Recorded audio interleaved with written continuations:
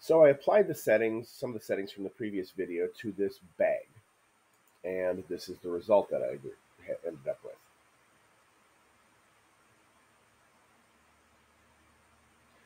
So it disappears straight away. Now, one of the things that is an issue with physics in Blender sometimes is scale and how much is going on. I've got this scaled down to life size, and physics a lot of times likes larger scaled items.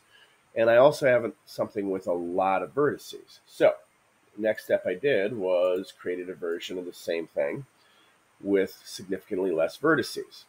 And the result was this. Whoops. Now, what I did, I wasn't thinking clearly, but what I believe that I did here was that rather than remeshing the item, I believe I just did a decimation and got this really sloppy accordion looking geometry. And thus the result that when it collapses, it just sort of plops down like a series of file folders or an accordion or something to that effect. So, understanding that I made that boneheaded little move, I did another version. I remeshed, so I ended up having the material supplied differently now. So I'll deal with that later, not a big deal. But once I did that, then I got something more along these lines.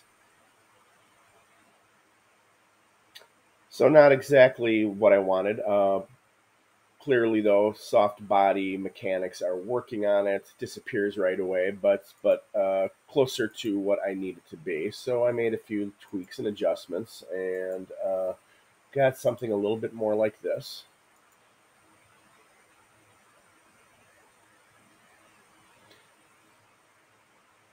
So much better. It's maintaining its shape. It's still showing the soft body. It's too bouncy, so I need to make some changes there. Uh, but it's a step in the right direction. I may explore a couple of other options. I may tweak this, but basically, I just kind of changed the settings under edges for the most part, and that's how I got it to the point that it's at the moment.